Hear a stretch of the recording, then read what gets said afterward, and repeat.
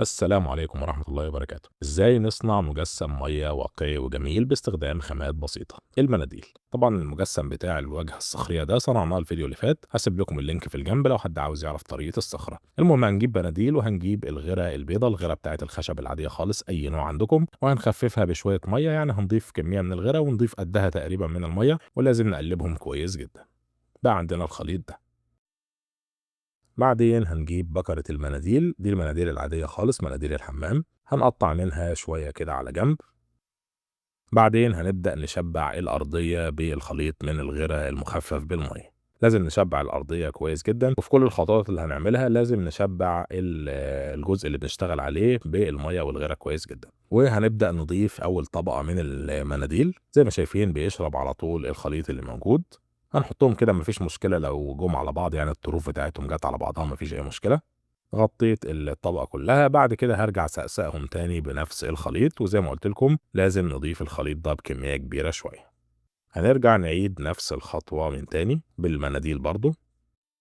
طبعا احنا هنا بنحاول نعمل الجسم نفسه بتاع المية والأمواج بطريقة بسيطة، عاوزين نوفر فيه الريزن لأن الريزن غالي وناس كتيرة بتشتكي منه إن هو مش متوفر أو إن سعره غالي شوية، فاحنا هنا بنحاول نختصر على قد ما نقدر في التكلفة. طبعا نقدر نقطع المناديل على قد الجزء اللي بنلزق فيه، ولو في أي زيادات موجودة كده بنشيلها بإيدينا بسهولة جدا. هنرجع تاني نشبع برضو بالمية والغيرة، هنعمل نفس الخطوات دي 5 مرات، يعني على الأقل خالص 3 مرات عشان نقدر نعمل جسم المية والأمواج. أما 5 مرات هيكون كافي إن احنا نعمل أمواج عالية شوية. زي ما شايفين الموضوع بسيط جدا، نفس الخطوات، محدش يزهق، هو نفس الوضع كده بالظبط. وهتلاحظوا هنا بعد ال5 طبقات بقى في كمية كافية أو سمك كافي من المناديل حتى إنها بدأت تكون بعض الأمواج. بعد كده هنستخدم اي فرشة عريضة، هنشبعها الاول بنفس الخليط بتاع الغيرة الابيض والمية، وبعدين هنبدأ نزق بيها كده المناديل بتاعتنا عشان نكون شكل الامواج. طبعا معروف شكل الامواج. الفكرة ان احنا هنا برضو لازم بنشبع بالمية والغيرة الابيض، لان المناديل في الوقت ده بتكون اتحولت لحاجة اشبه بالعجينة كده، هنقدر نشكل بيها الامواج ونخليها في الاتجاه اللي احنا عاوزينه. تكنيك بسيط جدا، بس ممكن تجيبوا صورة مية او حاجة وتحاولوا ان انتوا تمشوا مع اتجاه الامواج، لكن الموضوع ابسط من كده. اعتقد واضح في اللقطات، مجرد اني بزق بس بالفرشة وهي بتكون لي شكل الامواج. هنعملها في الاتجاه اللي احنا عاوزينه ونخلص المجسم كله. وبعدها محتاجين نسيب المجسم في مكان جيد التهوية عشان ينشف تماما، واقصد بينشف تماما ان هو ينشف وياخد راحته تماما عشان الخطوات اللي بعد كده ما تبوظ لناش الشغل. ده الشكل اللي وصلت له وشفت ان هو مناسب. طبعا تقدروا تعملوا الامواج اعلى من كده اقل من كده زي ما تحبوا، مفيش اي مشكلة. سبت المجسم تقريبا حوالي 10-12 ساعة، كان جف تماما زي ما انتم شايفين الشكل بتاعه. هنبدأ بقى مرحلة التلوين. هستخدم ألوان أكريليك عشان الناس اللي بتسألني، استخدمت لون أخضر ولون أسود ولون أزرق. على قطعة كرتونة كده هحط من اللون الأزرق في 3 أماكن مختلفة.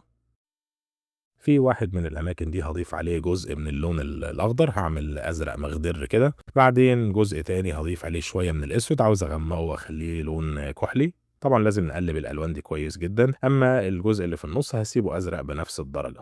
طبعا مش لازم نفس الدرجات دي لان الميه بتيجي باشكال مختلفه كتير جدا على حسب الاضاءه والاجواء اللي موجوده. بعد كده هنعمل حاجه اسمها ويت بليندنج، يعني هنضيف الالوان جنب بعض من غير ما الالوان تنشف. بنفس الفرشه باخد من اللون اللي هو الازرق المخضر، بعد كده بضيف جنب اللون الازرق العادي، وكمان برجع اضيف جنبهم اللون الازرق الغامق، كله من غير ما اللون ينشف عشان انا عاوز تدرج لوني طبيعي، الالوان كلها تندمج مع بعضها وتديني شكل اقرب بالميه بتاعه المحيط. طبعا انا عامل الميه هنا بلون غامق شويه، لو ميه شاطئيه او حاجه هنعمل باللون الفيروزي، وكمان معاه اللون الازرق درجات فاتحه شويه. لو حابين نعمل ميه بتاعه نهر ممكن نضيف درجات اللي هي الاخضر والبني والحاجات اللي زي كده. كمان استخدمت في الوسط لون اسود، كنت عاوز اغمق بعض الاماكن. طبعا كل ما بنغمق المكان بيدل على عمق الميه في الجزء ده من المحيط. هكمل بنفس التكنيك لحد ما اخلص الجزء كله، ونركز قوي ان ما يبقاش فيه نقط بيضة باينه من المناديل، لان طبعا الارتفاعات والمناديل بتكون خشنه شويه الملمس بتاعها، فدايما بتلاقوا فيه نقط كده، فنرجع نعيد عليها مره واثنين وثلاثه ونبص من كل الاتجاهات لحد ما نغطي كل المساحه تماما. ومحتاجين نسيب الألوان تنشف تمامًا برضه، يعني لازم كل خطوة بنعملها الطبقة تكون نشفت تمامًا، زي ما أنتم شايفين الألوان موجودة وشكلها لطيف أوي. محتاجين بقى نلمّع اللون ده عشان يدينا الشكل بتاع المَيّة. استخدموا أي حاجة ملمّعة عندكم، ممكن حاجة زي الmood podge، ممكن الورنيش المائي، ممكن أي نوع ورنيش مناسب، حتى ممكن نستخدم الريزن كطبقة تلميع، ما فيش أي مشكلة. نقدر نستخدم الspray اللي هو الملمع الشفاف، أي حاجة هتنفع معاكم بنفس الخطوات اللي هاقول لكم عليها دلوقتي. طبعًا على حسب الجودة بتاعة الورنيش وعلى حسب اللمعة بتاعته هنضيف عدد من الطبقات، يعني ممكن عدد الطبقات دي يبقى زيادة يبقى ناقص على حسب اللمعة. لو هنضيف ريزن بيبقى كافي طبقة واحدة بس إن هي تلمعه وتخلي الشكل أو اللمعة بتاعة المَيّة مناسبة جدًا. هاضيف أول طبقة على طول بعد الألوان. وبأكد عليكم تاني لأن عارف الناس هتسألني السؤال ده، مش لازم ريزن نهائيًا، أي نوع ورنيش هيبقى مناسب. الفكرة كلها في عدد الطبقات، لأن الريزن بيلمع جدًا هيبقى كافي طبقة، أما أي ورنيش تاني ممكن نحتاج منه طبقتين 3. هنسيب بقى طبقة الملمع دي تنشف تمامًا. بعد ما نشفت زي ما انتم شايفين اللمعة بقت واضحة جدا. عندي بس مشكلة هنا في الملمس بتاع المية، باين خشن جدا. المية عادة يعني او الطبيعي بتاعها ان هي بتكون انسيابية جدا، فالملمس ده مش مناسب. عشان كده هستخدم الغيرة الابيض، غير الخشب العادية اي نوع، بس نوع يكون كويس عشان ينشف شفاف تماما. هضيف طبقة سميكة من الغيرة، والفكرة هنا هي طبعا هتطفي اللون تاني وهتطفي اللمعة دي، لكنها هتخلي لي الملمس بتاع المية انسيابي اكتر بعد ما تنشف. ضفت طبقة وهسيبها تنشف تماما. بعد ما نشفت تقريبا كان الملمس بتاعها بدأ يتغير، واعتقد هتلاحظوه. طبعا طفت اللمعة، لكن برضو حسيت ان الملمس بتاعها مش انسب حاجة، محتاج يكون انسيابي اكتر. عشان كده هرجع اضيف طبقة تانية من الغير الابيض بنفس الطريقة واسيبها تنشف تماما.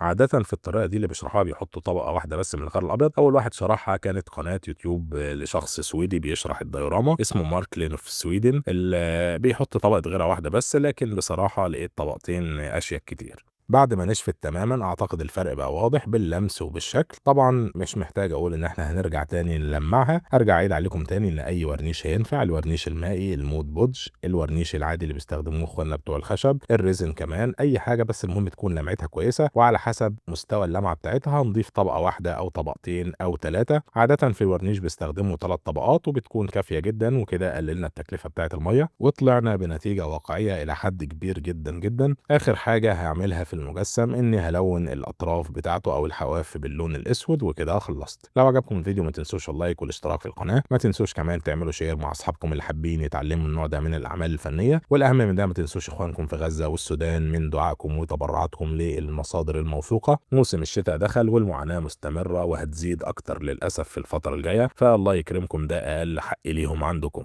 ختاما اللهم صل على سيدنا محمد وعلى آله وصحبه وسلم. سبحانك اللهم وبحمدك، أشهد أن لا إله إلا أنت، أستغفرك وأتوب إليك. سلام.